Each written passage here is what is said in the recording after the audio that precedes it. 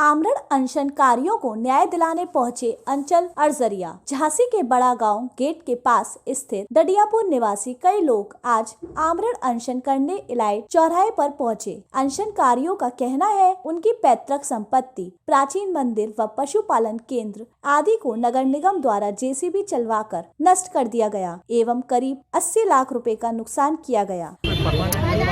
आपका सरकारी आवास जो कहो लिख देंगे हम। ये है कि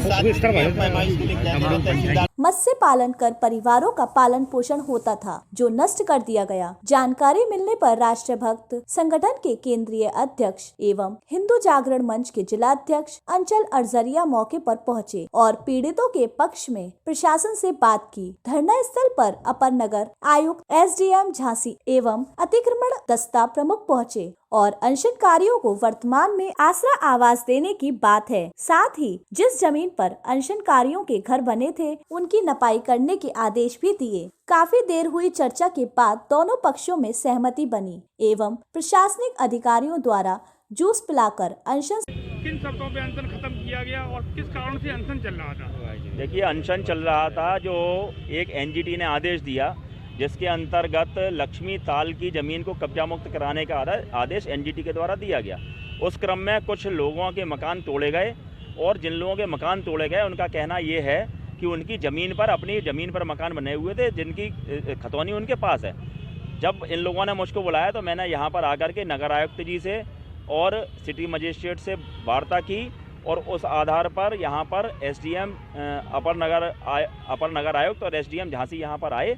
साथ में डूडा के प्रोजेक्ट ऑफिसर को भी बुलाया गया और ये बात तय हुई यहाँ पर बैठ करके कि इन लोगों की जो ज़मीन थी 7 दिन के अंदर इनकी ज़मीन की पैमाइश कराई जाएगी। ज़मीन की पैमाइश के बाद में यदि इन लोगों की ज़मीन थी तो वहाँ पर प्रधानमंत्री आवास योजना के तहत इनको लोन स्वीकृत कराकर इनके मकान बनाए जाएंगे। तीसरी बात, मछली पालन जो ये लोग कर रहे थे वो यथावत उसी तरह से करेंगे। चौथी बात जो तय हुई है कि जब तक के लिए अस्थायी रूप से इनको सीपरी बाजार में जो आश्रय स्थल है नगर निगम का, ये नाम देंगे, वहाँ पर इनको जब तक रहने के लिए आवास दिया जाएगा।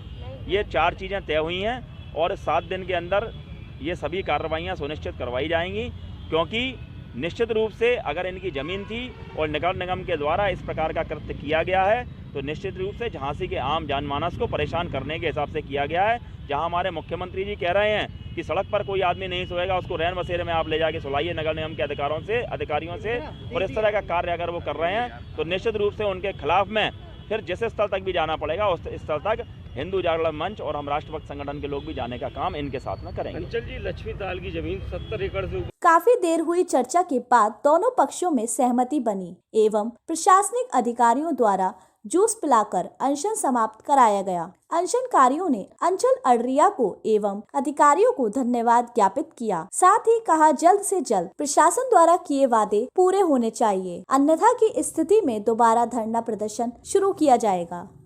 समाप्त कराया गया। अनशनकारियों ने अंचल अररिया को एवं अधिकारियों को धन्यवाद ज्ञापित किया। साथ ही कहा जल्द से जल्द प्रशासन द्वारा किए वादे पूरे होने चाहिए, अन्यथा की स्थिति में दोबारा धरना प्रदर्शन शुरू किया जाएगा।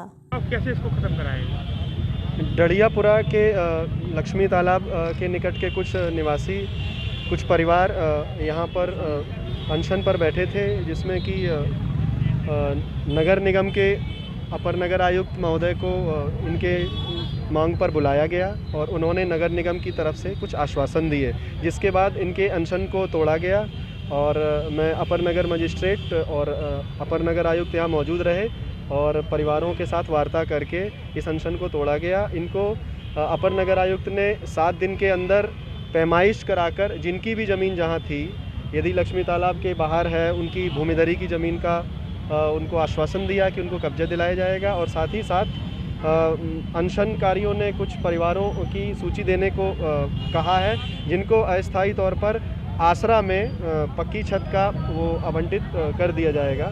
तो इसके लिए बातचीत होती रहेगी और जैसे जमीन उनकी है